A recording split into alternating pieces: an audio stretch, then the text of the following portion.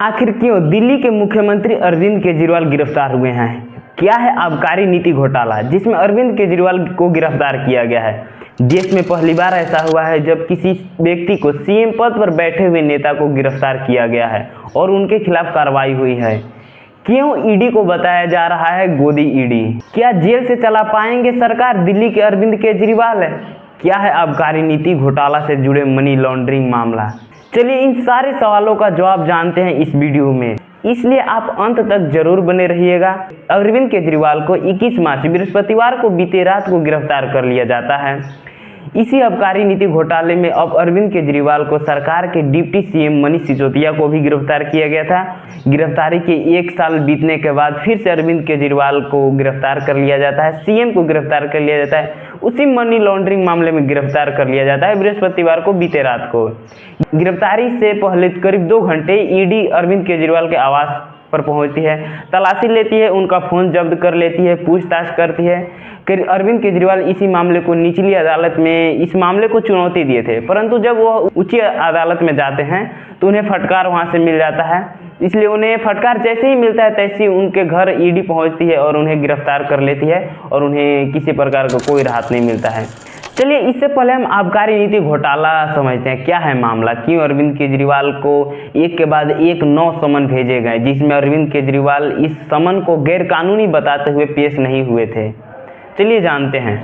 आबकारी घोटाला नीति। आबकारी घोटाला नीति क्या है? मनी लॉन्ड्रिंग इसमें मामला क्यों जुड़ा हुआ है? आप जान चुके हैं कि दिल्ली के मुख्यमंत्री अरविंद केजरीवाल को कथित शराब घोटाले में ईडी ने गिरफ्तार कर लिया है। ईडी ने उन पर मनी लॉन्ड्रिंग मामले का आरोप लगाया है और उन्होंने आबकारी नीति बनाते समय 2021 से 2022 में कुछ गलत तरीकों से ठेकेदारों को लाइसेंस और लाभ पहुंचाया था। केजरीवाल से पहले उनकी सरकार में 2 अन्य बड़े नेता मनीष सिसोदिया और सत्येंद्र जैन ने भी मनी लॉन्ड्रिंग के आरोप में उन्हें गिरफ्तार किया जा चुका है। आइए जानते हैं मनी लॉन्ड्रिंग आखिरकार क्या होता है। मनी लॉन्ड्रिंग यानी पैसों का सफाई या धुलाई कह सकते हैं कि यहाँ माफिया गलत तरीकों से पैसे कमाते हैं और उसे ब्लैक मनी भी कहते हैं। धन कमाते हैं और किसी भी तरीके से लीगली कमा लेते हैं, इलीगली कमा लेते हैं। यही पर मनी लॉन्ड्रिंग शब्द काले धन से जुड़ा हुआ है, जिस काले धन यानी उसे सफ़ेद करने के लिए इसका सहारा लिया जाता है। माफिया से शुरू हुआ यह तरीका आज बिजनेसमैन, राजनेता, नौकरशाह भी इस्तेमाल करते हैं। जो आदमी धन हेरा फेरी करता है उसे लॉन्डर कहते हैं। जो धन का हेरा फेरी करता है उसे लॉन्डर कहते हैं। इस कारनामे को कई तरीके से अंजाम दिया जाता है। अंत में इस काले धन को सफ़ेद किया जाता है। जान गए कि मनी लॉन्ड्रिंग काले धन को सफ़ेद यानी लीगल करने का प्रोसेस है। लेकिन इसे कैसे किया जाता है? ऐसे कई तरीके हैं जिसके माध्यम से ब्लैक मनी को व्हाइट मनी किया जाता है। फर्जी अकाउंट बनाकर, फर्जी कंपनी की स्थापना कर किसी व्यक्ति द्वारा डोनेशन कर मतलब एक इलीगली पैसा कमाए हुए को किसी के थ्रू किसी देश में भेजकर पैसे को यहाँ पर मंगा लेना, वही मनी लॉन्ड्रिंग होता है। चलिए समझते हैं के कविता द्वारा दिए गए 100 करोड़ का मामला क्या है, मनी लॉन्ड्रिंग से जुड़ा मामला। जी हाँ, के कविता दिया गया 100 करोड़ रुपए। जैसे कि मैंने बताया कि आबकारी नीति, शराब आबकारी नीति बनाते समय केजरीवाल सरकार ने किसी को ज़्यादा फायदा पहुंचाने के लिए, मुनाफा ज़्यादा पहुंचाने के लिए कुछ नियमों में हेर फेर किए थे, जिससे व्यक्ति को ज़्यादा लाभ हुआ। तो उन्होंने कुछ करोड़ रुपए मिले। जब किसी के लिए हम कुछ काम करते हैं तो उन्हें कुछ करोड़ रुपए मिले।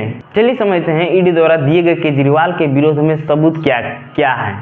तो क्या है और कैसे केजरीवाल की पार्टी ने गोवा में चुनाव में मनी लॉन्ड्रिंग के तरीके से करोड़ों रुपए भेजे थे। तो तेलंगाना के पूर्व सीएम चंद्रशेखर राव की बेटी एवं बीआरएस एमएलसी के कविता भी आबकारी घोटाले में गिरफ्तारी के बाद ईडी ने विगत शनिवार को अदालत में पेश किया। इस घोटाले में केजरीवाल ने जिन्हें फायदा दिया था उन्हें गिरफ्तार करके ईडी ने अदालत में पेश किया। इस दौरान जांच एजेंसी वाईएसआर ने कांग्रेस सांसद व घोटाले के आरोपित मंगूटा श्रीनिवासलू रेड्डी को मजिस्ट्रेट के सामने धारा 164 के तहत दिए गए बयान का हवाला देते हुए कहा कि रेड्डी ने अपने बयान में 16 मार्च 2021 शाम केजरीवाल के उनके घर दफ्तर में मुलाकात किए थे। मतलब केजरीवाल के दफ्तर में मुलाकात करते हैं 4:30 पर शराब नीति घोटाले में उनसे मुलाकात करते हैं। केजरीवाल ने खुद उन्हें के कविता से बातचीत करते हुए 2021 के मामले में जानकारी दी थी। केजरीवाल ने इस मुलाकात में केजरीवाल ने खुद रेड्डी के कविता को दिल्ली के कारोबार में के बारे में बातचीत में उन्हें जानकारी दी। रेड्डी ने यह भी बताया कि केजरीवाल ने के कविता की और आम आदमी पार्टी में 100 करोड़ देने का ऑफर देने की बात कही थी। रेड्डी के अनुसार केजरीवाल के निर्देश के बाद भी उन्होंने के कविता के साथ मुलाकात कर शराब कारोबार को बातचीत शुरू की। यही मामला है कि ईडी ने के कविता के हिरासत में लेकर सबूत इकट्ठे किए और अभी तक साबित नहीं हुआ है कि 100 करोड़ का घोटाला सही है या नहीं। साबित होने के बाद ही पता चलेगा। तो इन सभी आकांक्षाओं के बीच दिल्ली के मुख्यमंत्री केजरीवाल को 15 दिन के हिरासत पर ले लिया गया है ईडी द्वारा। ईडी उनसे पूछताछ कर रही है, जानकारी प्राप्त कर रही है। देखिए क्या होता है। जब केजरीवाल के घर ईडी गिरफ्तार करने पहुंची तब उनके पार्टी के कार्यकर्ता व मंत्रियों को उनके घर नहीं जाने दिया जाता है। दिल्ली विधानसभा अध्यक्ष राम निवास गोयल, दिल्ली सरकार के मंत्री अति सौरभ भारद्वाज सहित पूरे मंत्रिमंडल व महापौर शैली ओबेरॉय सहित आप प्रमुख नेता केजरीवाल के आवास के पास पहुंचते थे। केजरीवाल की गिरफ्तारी की आकांक्षा को जान गए थे लोग, क्योंकि दिल्ली में केजरीवाल की गिरफ्तारी की आकांक्षाओं के सभी पार्टी के सदस्य जान गए थे। उनके घर के पहुंचना चाहते थे, परंतु वहां पर मौजूद भारी संख्या में पुलिस, अर्धसैनिक बल, जवान उन्हें कुछ दूरी पर ही रोक दिया गया। कुछ पार्टी के कार्यकर्ता वहीं पर एकत्रित होकर नारेबाजी कर रहे थे और इन्हें जो पार्टी के कार्यकर्ता थे अंदर नहीं जाने दिया जा रहा था। केजरीवाल गिरफ्तार हो जाते हैं। वो मुख्यमंत्री पद पर रहते हुए यह भारत के इतिहास में पहली बार है जब किसी मुख्यमंत्री पद पर रहते व्यक्ति को गिरफ्तार कर लिया जाता है। केजरीवाल ने कहा कि हम इस्तीफा नहीं देंगे, हम जेल से सरकार चलाएंगे और जनता न्याय करेगी कि जनता न्याय करेंगे हमारी कि क्या सही है क्या गलत है।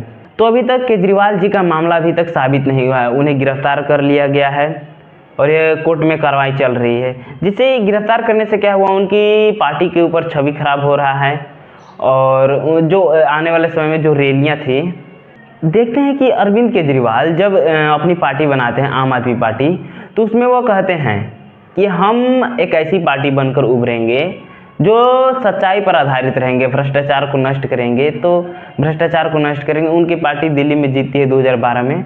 जब वो सत्ता में आते हैं तो कई अच्छे काम भी करते हैं। जब वो एक कथन लिए थे कि हम गलत काम नहीं करेंगे, भ्रष्टाचार नहीं करेंगे, तो उन्हें क्यों शराब नीति घोटाले में होते हैं।